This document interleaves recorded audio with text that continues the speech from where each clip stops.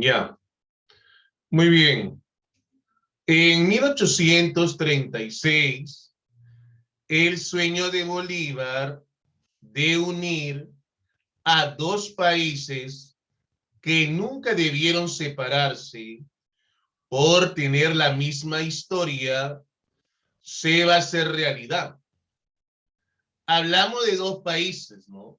Perú y Bolivia. Pero lamentablemente, esta unión entre peruanos y bolivianos va a durar muy poco. Vamos a hablar entonces de la llamada Confederación Peruano-Boliviana.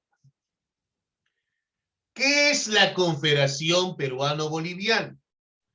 Es la unión de dos países, Perú y Bolivia, para superar comercialmente a otros dos países, Chile y Argentina. De esos dos países, ¿a cuál más afectaba la Confederación Peruano-Boliviana? A Chile, porque en ese momento el principal puerto de la región, ¿cuál es? Valparaíso. Y cuando se une Perú y Bolivia, van a buscar crear un gran desarrollo en la zona sur, ¿no? Y se van a crear nuevos puertos, ¿no? Como el puerto de Paita, el puerto de Cobija.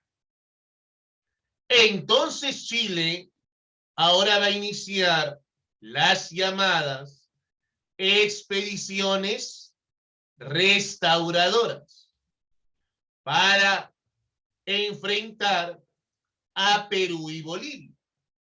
Esto va a ser gracias al primer ministro chileno, que es Diego Portales. Él va a crear hasta una doctrina, ¿no? La llamada doctrina Portales. Y eso va a generar que se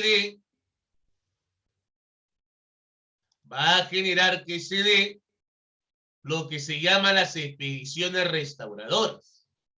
Recordemos que esta misma doctrina, la llamada doctrina Portales, va a ser utilizada para más adelante en la llamada guerra contra Chile, el 5 de abril de 1879. Antes que llegue Santa Cruz al poder, ¿qué acontecimientos se estaban dando? Recordemos que el último presidente del primer militarismo es José Luis de Orbegoso. Ahora, él llega a ser presidente del Perú. Ahí está, ¿no? Orbegoso. Pero van a haber militares que van a buscar sacarlo del poder. ¿Qué caracteriza todo gobierno militar? Constantes golpes de Estado. Eso caracteriza a todo gobierno militar. Constantes golpes de Estado. Ahora, en el gobierno de Orbegoso se va a crear una importante constitución, la Constitución de 1834. Esa constitución crea los gobiernos locales, las municipalidades. Esta constitución se da en el gobierno de José de Orbegoso. Recordemos también que se va a iniciar la Primera Guerra Civil del Perú republicano entre Bermúdez y Gamarra contra Orbegoso. Entre Bermúdez y Gamarra contra Orbegoso. Al final Bermúdez se entrega a Orbegoso a Agustín Gamarra. Luego el enfrentamiento se da entre Orbegoso y Bermúdez. Y se pone fin mediante el llamado abrazo de Maquinguay. Y es que estamos en un gobierno militar. ¿Qué caracteriza todo gobierno militar? Constante golpe de Estado. Entonces, como aparece ahí, a nivel interno, van a haber fuertes pugnas por el poder, por parte de los militares. Por eso, como le digo, Bermúdez se une con Gamarra para enfrentar a Orbegoso en la primera guerra civil del Perú republicano. En la primera guerra civil del Perú republicano. Entre Bermúdez y Gamarra contra Orbegoso. Luego, como le dije, Bermúdez se entrega a Orbegoso a Agustín Gamarra. Pero el enfrentamiento final se da entre Orbegoso y Bermúdez en la batalla de Guaylucho. Ahí se da el enfrentamiento entre Orbegoso y Bermúdez. Y va a haber un tratado de paz entre estos dos militares, ¿no? El llamado abrazo de Maquinguay. Como le dije, lo más importante que hace Orbegoso en su gobierno es promulgar una constitución, la Constitución de 1834. Esa constitución crea los gobiernos locales o las municipalidades. Pero luego Orbegoso va a resolver un problema en lo que es las sierras, en la parte sur, en la parte sur, Orbegoso. Y esto va a ser aprovechado, mira, para que un joven militar lo derrote y lo saque del poder. ¿Cómo se va a llamar este personaje? Felipe Santiago Salaverry. En el Callao, él se va a autoproclamar presidente del Perú y derroca a Orbegoso. Claro, estamos en un gobierno militar.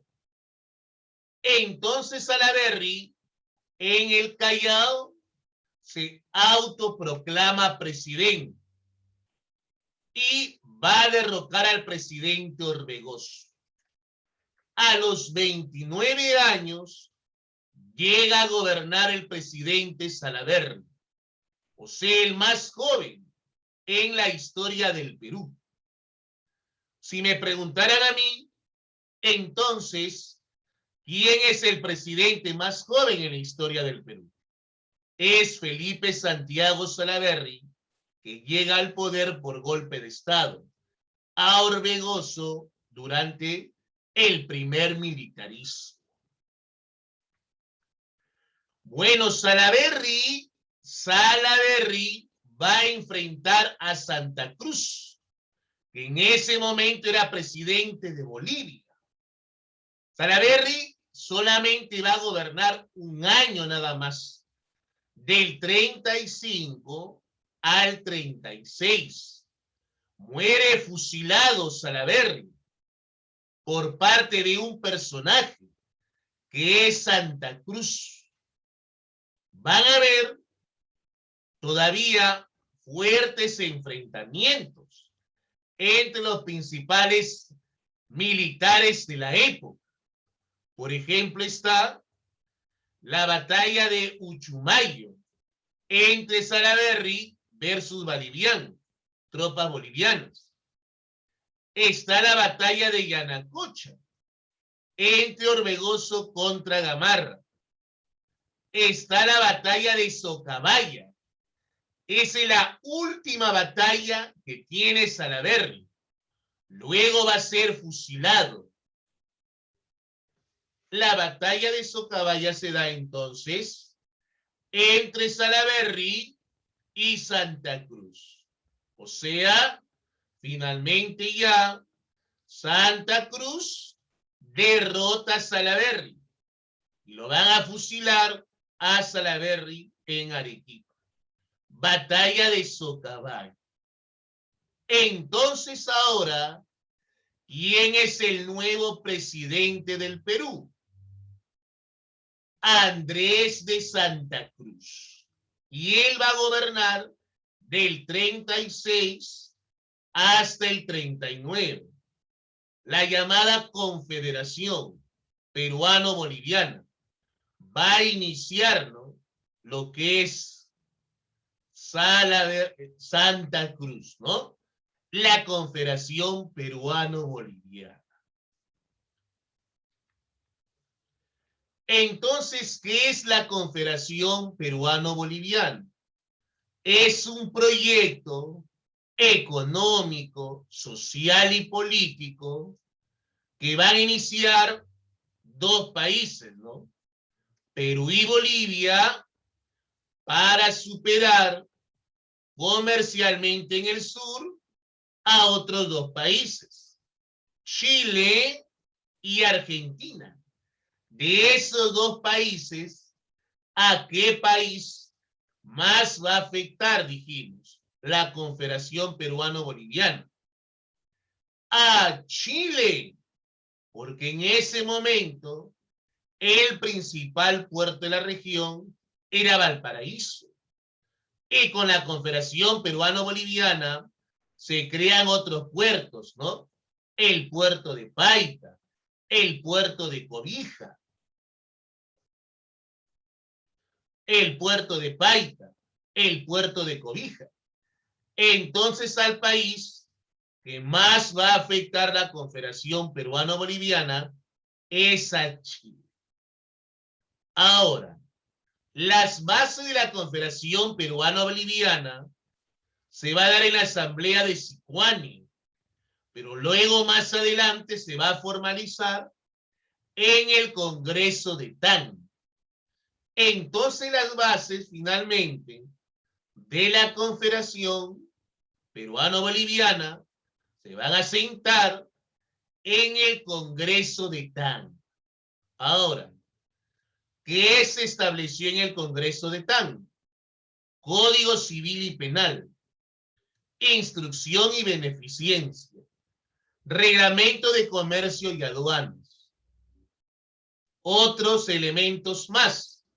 Se van a establecer 3 estados, ¿no?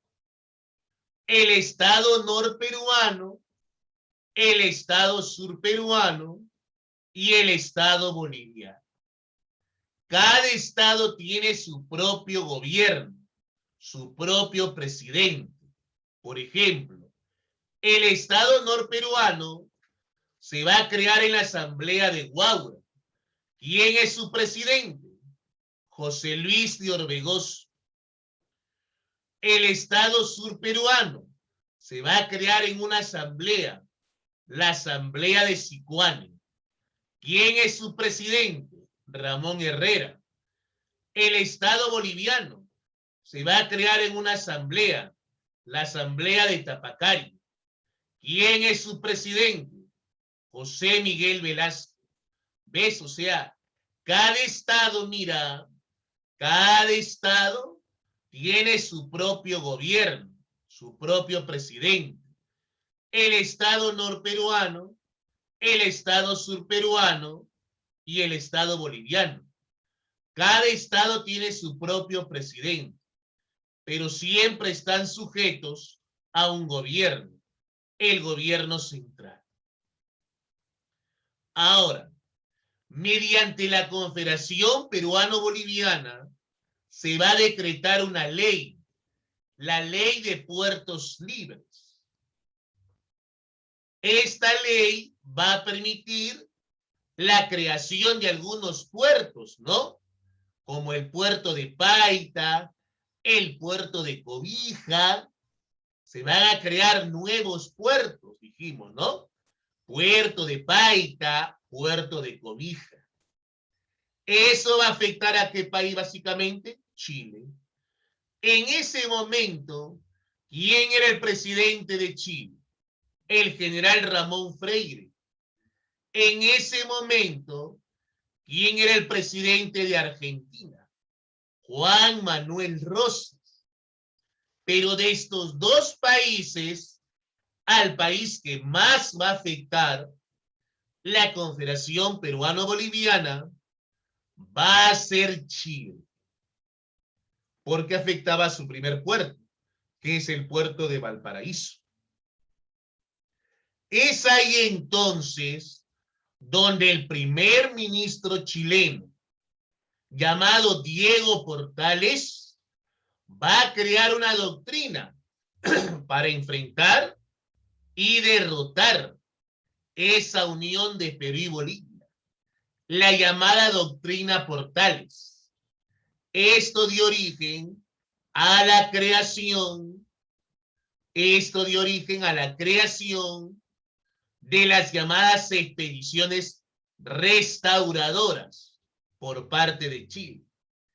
Esa misma doctrina, la llamada doctrina Portales, va a ser utilizada más adelante en la llamada guerra contra Chile, ¿no? En la llamada guerra contra Chile. El 5 de abril del 79. Entonces Chile va a iniciar las llamadas expediciones restauradoras. Entonces Chile va a iniciar las llamadas expediciones restauradoras. Estas expediciones restauradoras van a ser iniciadas por los chilenos. Muy bien. Ahora, la primera expedición restauradora, ¿quién lo va a iniciar? Blanco Encalada. Este personaje se va a enfrentar con Santa Cruz.